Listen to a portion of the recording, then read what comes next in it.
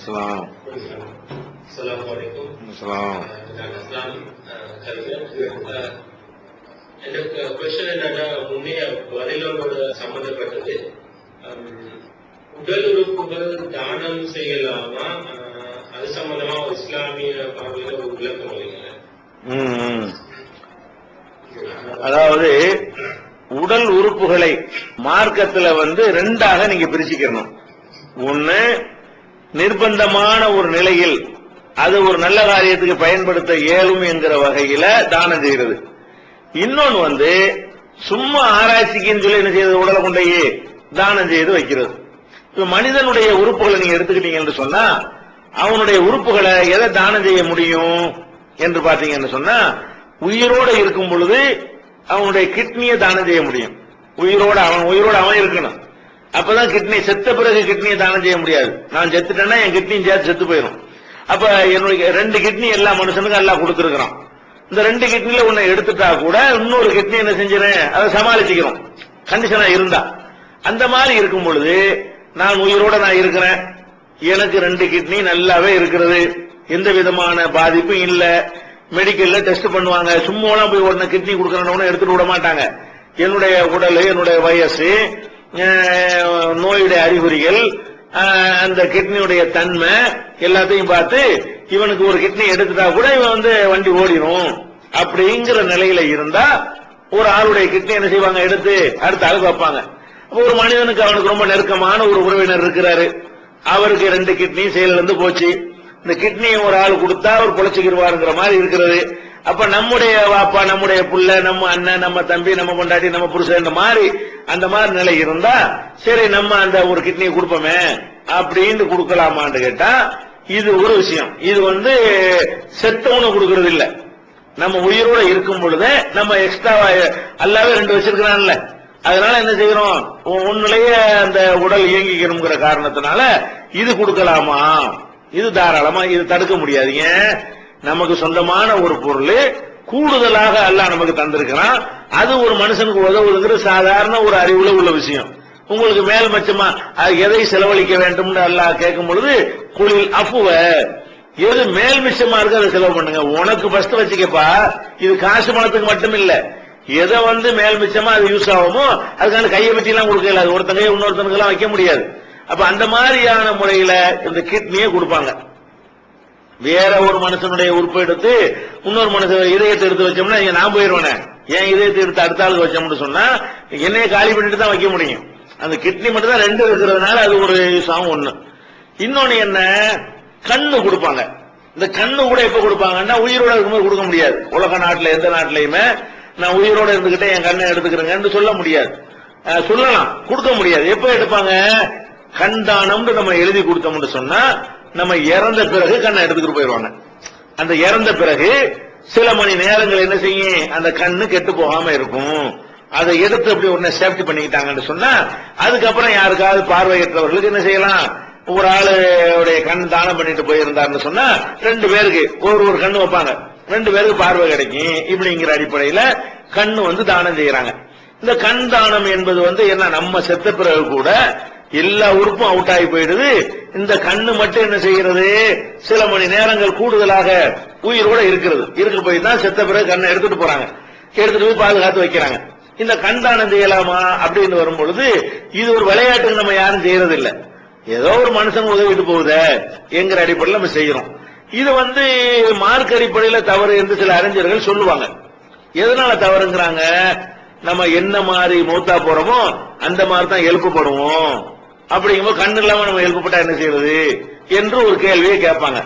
இந்த கேள்வி அர்த்தமற்ற கேள்வி. ஏன்னு கேட்டா, நம்ம கண்ணோட தான் மௌத்தாவே போறோம், மௌத்தா போன பிறகுதான் கண்ணை எடுத்துட்டு போறாங்க. இவங்க சொல்ற வாதப்படி வச்சோம்னு சொன்னா, நம்ம இறந்து போகும்போது கண்ணோட தானே இறந்து போனோம், இறந்து போன பிறகுதான் நம்ம கண்ணை எடுத்து அடுத்தாக்கு வைக்கிறான்.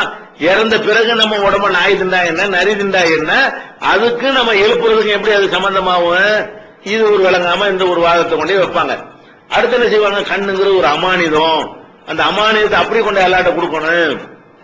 கண்ணு மட்டுமா அமானிதம், எல்லாமே அமானிதம் தான், காசு பணம் கூட அமானிதம் தான். அந்த அமானிதத்துக்கு என்ன அர்த்தம், ஒன்னு நீ யூஸ் பண்ணிக்க, இல்லாட்டி நல்ல காரியத்துக்கு பயன்படுத்திக்கங்கிற அர்த்தத்துல எல்லாம் தந்திருக்கிறானே தவிர நம்ம என்ன போட்டு அந்த கண்ணை வெட்டி கொண்டு நாய் நரிக்கா உணவா கொடுத்துட்டோம். அது அதை விட ஒரு சிறந்த முறையில பயன்பட்டு போகுது என்கிற வகையில கொடுக்கிறோம். விரும்பினார்களே ஆனால் ஒருவர் தன்னுடைய கண்ணை கூட தானம் செய்வதற்கு எந்த விதமான தடை மார்க்கத்தில் கிடையாது. இன்னொன்னு நம்ம பார்க்கணுங்க, நமக்கு இப்படி மார்க்கத்தில் என்ன செய்யணும் ரசூலுல்லாஹ் சொல்றாங்க, ஏதாவது குழப்பம் வந்துச்சுன்னு சொன்னா இஸ்தப்தி கல்பக, நீ மத்த யார்ட்டையும் போய் கேட்காதப்பா, உன் மனசாட்சியில போய் கேளு. இஸ்தப்தி கல்பக, உன் கல்புல போய் பத்துவா கேளு. பொய் நப்தவுக்க, உலகமெல்லாம் சேர்ந்து வேற மாதிரி பத்துவா கொடுத்தாலும் நீ என்ன பண்ண, உன் கல்புல உன் மனசாட்சியில போய் நீ என்ன செஞ்சுக்க, பத்துவா கேளு என்று நபிகள் நாயகம் ஸல்லல்லாஹு அலைஹி வஸல்லம் சொல்றாங்க. இப்ப எனக்கு கண்ணு போயிடுச்சு, ஒருத்தர் கண்ணு தந்தாரையானால் எனக்கு பார்வை வந்துரும் இருக்கிறது. இப்ப அந்த கண்ணை வாங்கிடலாமா அப்படின்னு கேட்டா அவ்வளவு பேர் வாங்கிடலாங்களாம். யாரு கண் தானம் செய்யக்கூடாதுன்னு சொல்றாங்களோ அந்த ஆளுகிட்ட நீங்க போய் உங்க மகனுக்கு கண்ணு போச்சுன்னு சொன்னா, ஒரு ஆள் கண்ணு தந்தாருன்னு சொன்னா அதை வாங்கிக்கிறீங்களான்னு கேட்டா வாங்கிக்கிறேங்கிறாரு. எப்படி வாங்கிக்கிருவேன், மார்க்கத்துல கூடாதுன்னு வாங்க மாட்டேன்னு சொல்லணும். அப்ப எனக்காக வாங்கிக்கிருவேன் என்று சொன்னால் அப்ப மனசாட்சி என்ன சொல்லுது, தப்பு இல்லைன்னு சொல்லுது. மார்க்கத்துல எதை கொடுக்கலாமோ அதை வாங்கலாம், எதை வாங்கலாமோ அதை தான் கொடுக்கலாம். அப்ப நீ அடுத்தவன் கண்ணு இருந்தாலும் வாங்க மாட்டேன்னு யாராவது சொல்றாங்களா? எந்த ஆலிமா பத்துவா கொடுக்கிறாரு அவருக்கு தேவையான வந்தா வாங்கிக்கிடுவாராம். ஆனா கொடுக்கிறவங்க தப்புன்னு பத்துவா கொடுப்பாராம். இது சரியா, மனசாட்சிக்கு ஏற்ற இது பத்துவாவா இருக்குமா? அந்த மாதிரியான ஒரு அடிப்படையில இந்த கண்ணை கொடுக்கலாம். கிட்னிய உயிரோட இருக்கும்போது கொடுக்கலாம், கண்ணு செத்த பிறகு உயிரோட இருக்கும்போது ஒப்பந்தம் பண்ணி செத்த பிறகு கொடுக்கலாம். இதை தவிர இந்த மற்ற உடம்பெல்லாம் கொண்டு நீங்க ஆஸ்பத்திரியில கொடுத்தாலும் சரிதான். இது எதுக்கு பயன்படுத்துவாங்க, பாடியை வச்சு ஆராய்ச்சி பண்றதுக்கு என்ன செய்வாங்க, பயன்படுத்துவாங்க. அது ஒரு உடம்பு இந்த பாடி இல்லாட்டாலும் பெரிய ஒரு காட்சி பொருளா தான் அது இருக்குமே தவிர பெருசா ஒன்னும் பாதிப்புலாம் ஏற்பட்டது மனித குலத்துக்கு பெரிய கேரளம் வராது, பெரிய நன்மையும் கிடையாது அந்த பாடியை கொடுக்கறதுனால. அப்படி இல்லாததுனால நம்ம உடலை நமக்குன்னு சில மார்க்க சடங்குகள் இருக்கு, அதைத்தான் செய்யணும். உடலையை கொண்டு என்ன செஞ்சிடக்கூடாது, தானமா கொடுக்க கூடாது. அந்த தானமா கொடுக்கறதுனால அது யாருக்கும் பயன்பட போறது இல்ல, அது யாரும் எடுத்து வச்சுக்கிற போறதும் கிடையாது. சும்மா திராவகத்துல போட்டு வர்றவன் போறவனுக்கு காட்சி பொருளாக என்ன செய்வாங்க, இப்படித்தான் மனுஷன் உடம்பு இருக்கும்னு காட்டுவாங்க. அது இதைத்தான் வச்சு காட்டணும்னு கிடையாது. ஒரு பிளாஸ்டிக்ல கூட என்ன செய்யலாம், செஞ்சு கூட அதை மனிதன் இப்படித்தான் இருக்கான்னு காட்ட முடியும். அது பெரிய இம்பார்ட்டன்டான ஒரு மேட்டர் கிடையாது. சும்மா கூடுதல் விவரத்துக்கு அது யூஸ் ஆகும். அது யார் மறுமையை நம்பாம இருக்கிறானோ அவன் உடம்பு கொண்டே கொடுக்கட்டு, அது போதும், அது அதுக்கு பயன்பட்டு போயிடும். நம்ம கொண்டே கொடுக்கணும். 1,00,000 ஒருத்தன் 1000 கோடியில ஒருத்தன் கொடுத்தாண்டா அது போதும். அவனுக்கு அடக்கம் பண்றதோ அவனுக்கு அந்த மாதிரியான சடங்குகள் அவனுக்கு கிடையாது. நம்ம போயிட்டு பாடியை கொண்டே கொடுக்கிறது என்பது நமக்கு பாடிக்கின்ற சடங்கு இருக்கிறத, ஜனதா குளிப்பாட்டணுங்கிற சடங்கு இருக்கிறது, தூக்கிட்டு போகணுங்கிற சடங்கு இருக்கிறது, கொண்டு போய் அடக்கம் பண்ணணுங்கிற சடங்கு இருக்கிறது, அடக்கம் பண்ண இடத்துல போய் ஜியாரத்து பண்றதுங்கிற ஒரு சடங்கு எல்லாம் இருக்கிறது.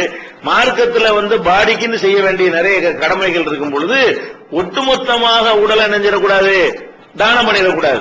எதை கொடுத்தால் ஒரு அடுத்தவனுக்கு யூஸ் ஆகும் அந்த கண்ணை மட்டும் எடுத்துக்கொண்டு மீதி உள்ள பாடியை கொண்டு என்ன செய்யணும், அதுக்குரிய சடங்குகளை செய்யணுமே தவிர உடம்பையே ஒட்டுமொத்தமா தானம் செய்யறதுனால எந்த விதமான அடுத்தவனுக்கு பயன்படக்கூடியதோ, அடுத்தவனுடைய உயிர் காக்கக்கூடியதோ, அடுத்தவனுக்கு குருட்டுத்தன்மையை போக்கி பார்வையை வர வைக்கக்கூடியதோ ஒண்ணுமே அதனால கிடையாது.